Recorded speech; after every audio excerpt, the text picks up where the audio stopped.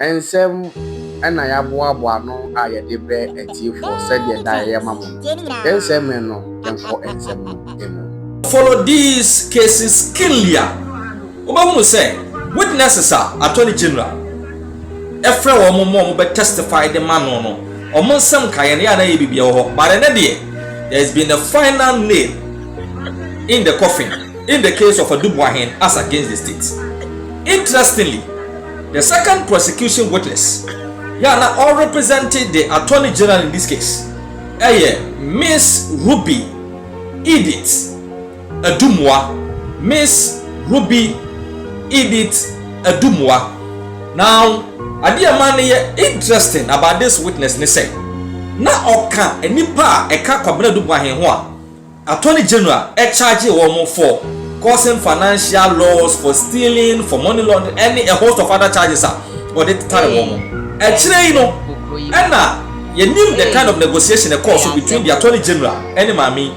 After Mami Abedane, a prosecution witness for the attorney general. And to share court documented Miss Ruby Edith Edumwa, the second prosecution witness, because she happens to be the head of finance at the National Signals Bureau, and according to Omonshi Shayeno, Sikasam Shayeni Sikasam Tutuibiano, Mami and the final so and Sana final authorization from heads of various institutions within the National Signals Bureau no Aba.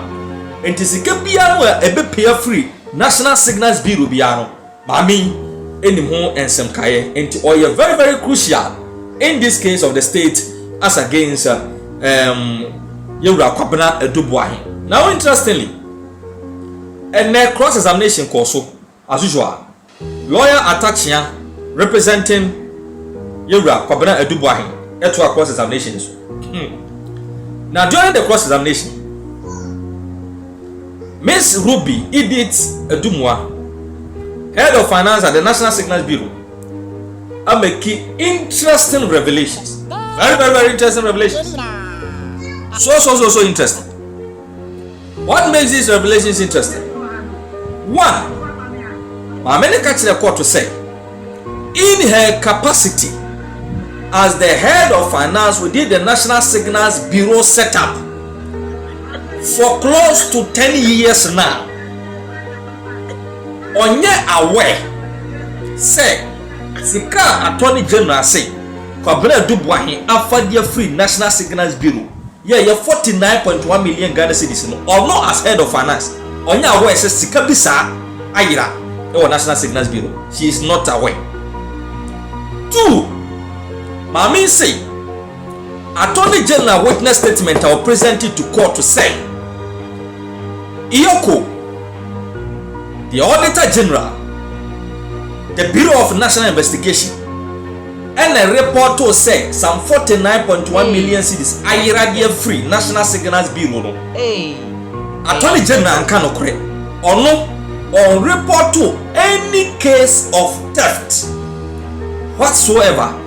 One to the Attorney General himself, two to Iyoko, three to the Auditor General, four to the Bureau of National Investigation, or making any such report. Mamene say, none of her superiors have reported any such financial loss.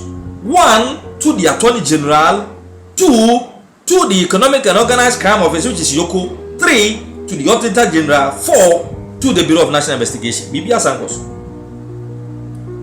Mamene say, it would have been my responsibility to flag any such irregularity if something of that sort had occurred at the National Signals Bureau. I am quoting her again. In court during cross-examination, Mamene say, it would have been my responsibility to flag any such irregularity if it had occurred at the National Signals Bureau.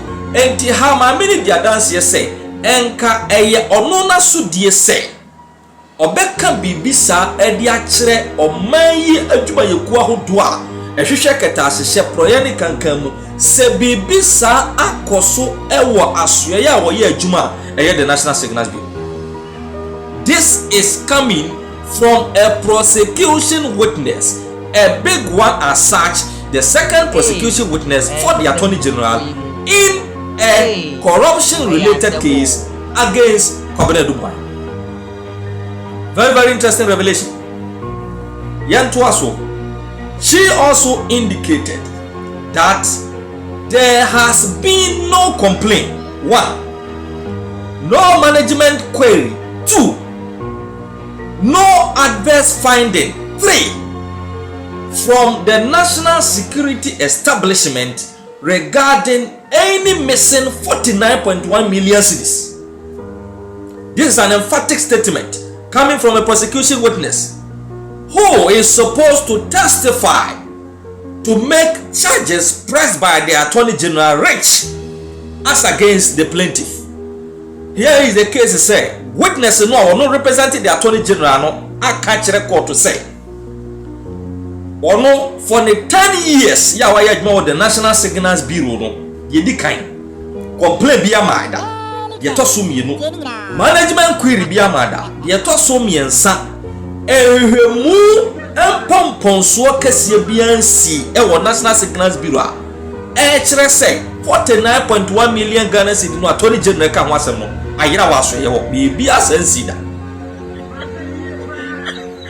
Her testimony adds a new and critical dimension to earlier proceedings, where she disclosed that Kwabena Boahen was compelled by financial constraints within the security apparatus to arrange and pre-finance payment to suppliers.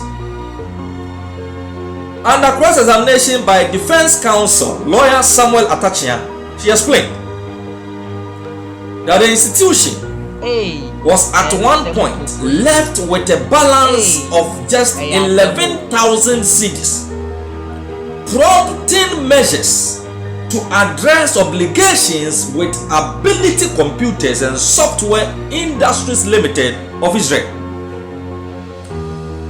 Kwabena Boahen, so far so very good, is someone who helped the National Signals Bureau to move ahead with securing the contract with these companies to ensure that the National Signals Bureau kept running. Etimamia dance ya wasan didi to aso ne say eduru baby na National Signals Bureau yi hieska e dey execute contract ebeboa mo dwumadi no. In fact akwaban ne mu atre oromoko ho adwumakuo no sika futuo mu no sika na dem na 11,000 Ghana cedis.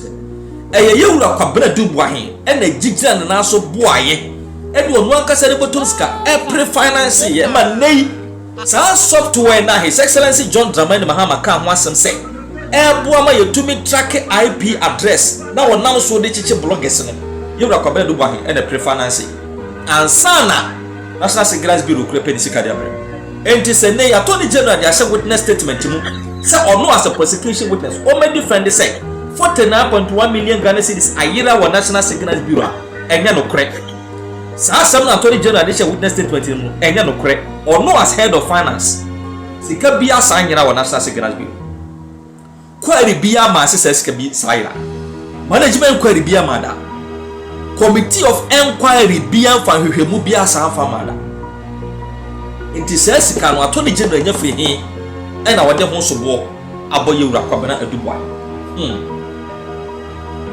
The development in court appear to contrast with claims by Attorney General Dr. Dominic Ekrutinga Ayeni, who alleged that Kwabena Boahen transferred 49.1 million cedis from a Bureau of National Communications account into a private company account linked to himself and his wife, thereby charging him for stealing, causing financial loss to the state, and other charges.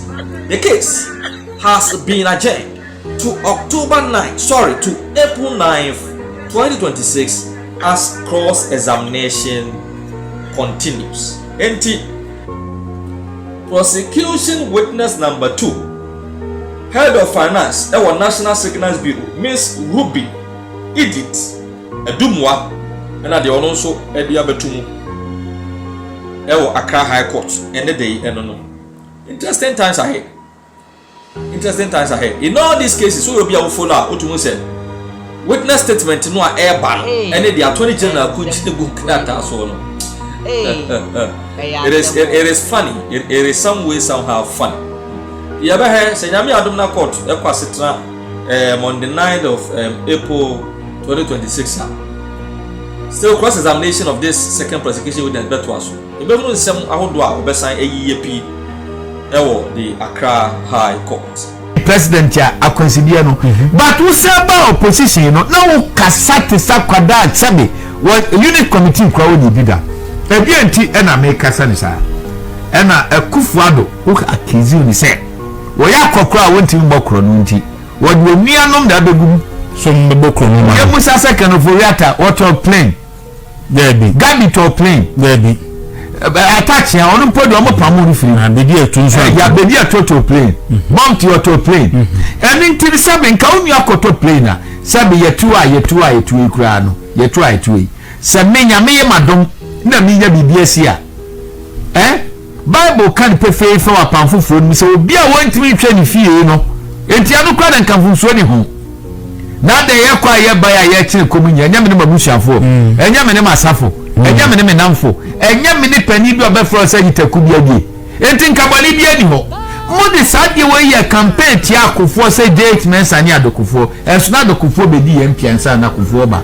na date mensa busy at time nyina no appointment enkroma time enso mo di ye enso na mo wura fisa enkroma you say Rollins me busuani sosodi okodi boni wa America the Ghana for na kosisa and somebody most of the two more na joma makruye wo bae unia ni edina sadi na mtama kanta mantufo sika do wi aye eno de omu hwe na asanya obae omu anu aba ha bene na mankra na jonu asanya gane ko sadi na tama yes oba pa onyama na ni osi achi no America ya so detention center e bia na say ni achi no ya o de overstay na you hold mana I say MPP abani be kono di kan so e de ya nutum a red alert course America second for ata nyehwe no because ye no ojan ko se ho no emra no ye duma enti keno for ata ye bibia no kura ni Bible so kra ye boni no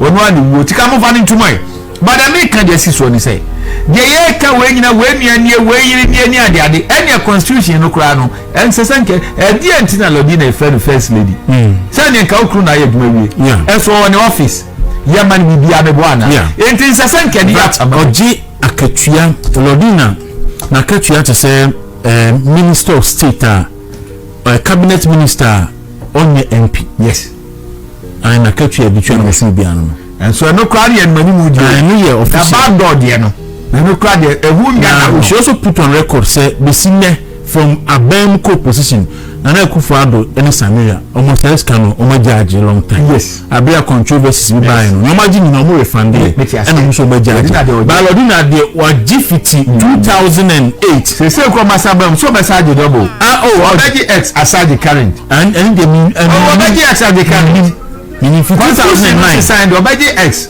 no aside some of the me mate e so me 2009 this year na me twaso a wonu masem eso nyina bebu aben wo se Akufo-Addo akofa na busuafo enti wo ba aban mu yi no Ibrahim ato plane so na wa ban mu to plane no de wana na oba ye no asato plane oto wie ya Diamond Gold a year Akufo-Addo ba ya ohun se eye new montrum ni ade no yakofa investors wanfa mani nia enka obi ewo gold etecheni ebi poliso this wanfa ni sanka na wasa akwaje azuma de yi no onya sika ntua kokko akuafo sika mutumi fa kire eton ma mo ho ewo gold no yentumi ntua kokko sika akuafo eka yetumi over $70 million unia eno akoto eni nti no nya mekenkan ne kane ne se onye wo bia o se de no to so na chese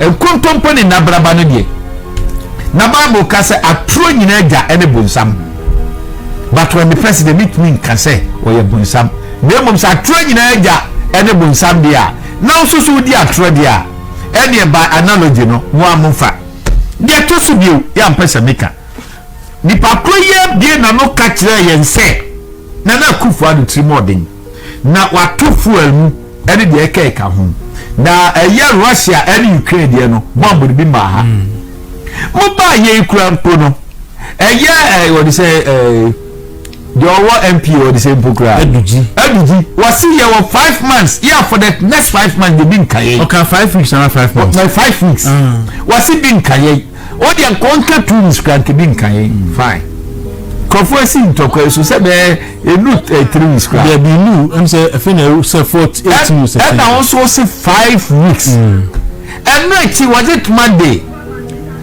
John Jinapon so be gina ho energy minister esa shemu of parliament e kan ni pay ese esise o ma ye no nya de bi be kan yen ade a chi ya me no kasa sisi e nim se sabra me no kasa e I stand to be corrected bi ani atum say fu anu akodu 16 cedis 29 pesos sawode eye D11 no koka ho a na akoye 17 cedis 29 pesos ni fu o ben ha no shelf for the na me dey me okay that's diesel no you diesel okay and na so for petrol no a 14 cedis 29 pesos so the this D11 no koka ho a 15 cedis 29 pesos now question me busa me say President Kufo emra economic or the saying economic global economic down buy no President Kufo in say as a strategic leader quickly no put two measures yatete moso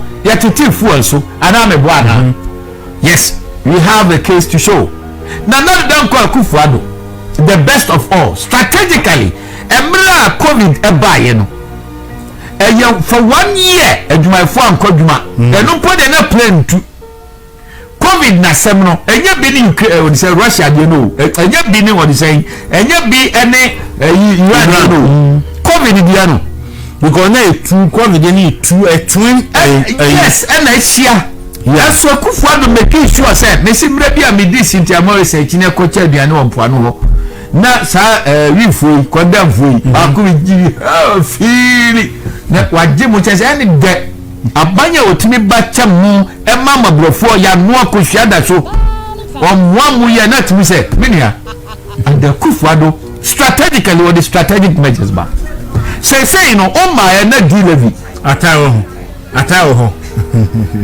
na D11 mai enti say no sanka o ya banya o ye listening dia other na D11 wunye tax components eguso no sani Akufo-Addo ne Kufo ye no we should have done the same thing ye two right let's say two so Akufo-Addo ne Kufo wo situation mu ko mu nye bi no de and the yakra ne say a good leader is a strategic leader and a good leader is a dealer in hope. Is it Franklin D. Roosevelt said it? So what you say? Asemi ba ye say we ya cabinet meeting. Say we trust here. I'm here who say let's put in measures against unforeseen circumstances. Oni ye. Na na tu akwan. And now sorry ah. Say why ye na dey say and na kakra aka yi no dey. Wo tu kwa o wiase afa na nyina. O kwan so obegye repair dem. Ana meboa. Obegye repair dem. Na panic na famous eduafo. And Cambre biase assembly ebe. Contingent measures ben we put to Akufo-Addo strategic measures. And no na Ghana for interest me who say and you obi an etimi leader o. Ejane yen sha da ni bibia into school nin krata atwere. I'm saying me research kakra. The architecture of the presidency, character, power, and the discipline of national destiny. Na minia nyame mwa mi enye skana nkofo nkenkan atwani kontompo na ndisi for the idea so akire no. Someone for who should be a president here? And sanity ebetumi aba. Because they are the lives of mama doesn't even qualify. So a bad presidency no.